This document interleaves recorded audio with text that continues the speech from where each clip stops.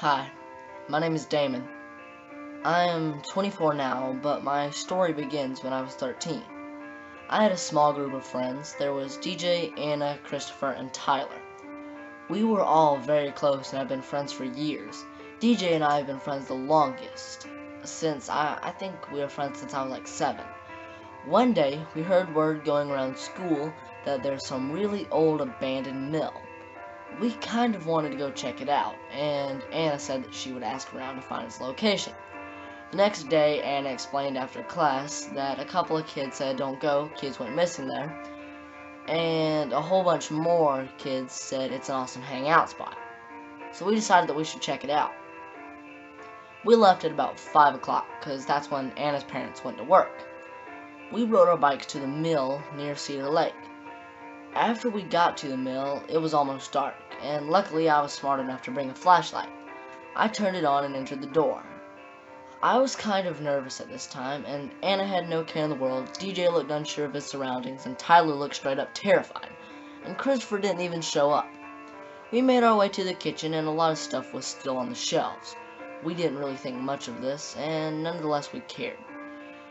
We walked back to the pitch black living room, and I flicked on my flashlight again, and we see something past the window, and it makes its way to the door, and we make out a face. "Thank God, it's you," Tyler said. Christopher finally showed up. "Yeah, sorry I was late. I wanted to make a sandwich before I left," Chris replied. After he entered the door, we walked up a short staircase and tried to open the door. It wouldn't budge. Chris noticed a small trap door underneath the staircase. We made our way to it, and Anna flung it open and said, "I'll go first, 'cause you guys want to be scaredy cats." I said, "I'm not scared, I'm just nervous. I don't know what's here. I don't know where we are." Anna jumped through the trap door before I could even finish my sentence. Chris came just after DJ, and Tyler came just after me. We walked through the dark concrete tunnel, and we made our way about, I don't know, say 100 feet, and we heard something. It was moving toward us, and fast, amazingly fast. We took out, and we hit the point where there were 2 ways. The tunnel forked. Which way do we go? DJ said, I don't know, let's just take right. We ran down the right tunnel and made our way to the ladder to the mill. And Chris was the last one to get out.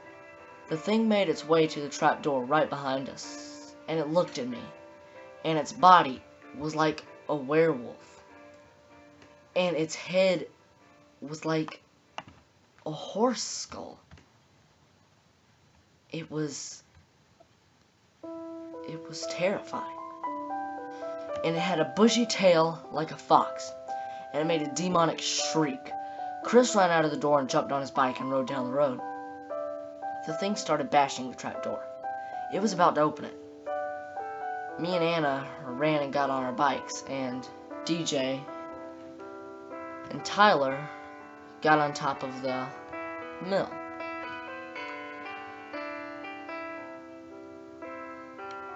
The next thing you know, the thing busts through the roof and grabs Tyler's leg, and it quickly throws him impossibly far, and he dies with impact. DJ jumps down the house and makes a run for it. The thing quickly catches up with him and throws him into a tree and breaks his back almost in half. A loud crack with that happening. The thing didn't notice me and Anna, and we silently walked to a tree and climbed up it. The thing walked back in the house, and at about 4 o'clock in the morning, Chris returned. And the thing stepped out of the house and grabs both of his arms. He was so scared. Why the hell did he come back? He never told me. I guess I never will know. I still wonder about that to this day. The thing drags Chris into the woods and out of sight. "He must have felt bad or guilty," Anna whispered. The thing shrieked as we saw Chris run out of the woods. The thing was not far behind him, and it grabbed his shirt, and Chris yelled, "What? are you? The thing looked at him and tilted its head slightly and made out the word snuff, and it threw him to the ground. Not very hard, just enough to knock the wind out of him, and it ran into the woods. As we heard the screams, "You will die another day." Just after the sun came up, we asked Chris if he was okay, and he nodded his head silently. We jumped on our bikes and took off home. We were so terrified that we never went back into the woods ever again. I still haven't been. A lot of my friends go camping, and I still don't go. I'm just too terrified. 1 year after that, Chris went missing, and he was never found. And a couple of years later, me and Anna, we were still best friends, and stuff couldn't be better.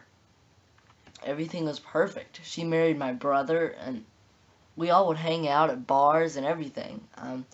We had our 21st birthday together, and it was fun. It was nice, and it was peaceful, you know, until she went missing.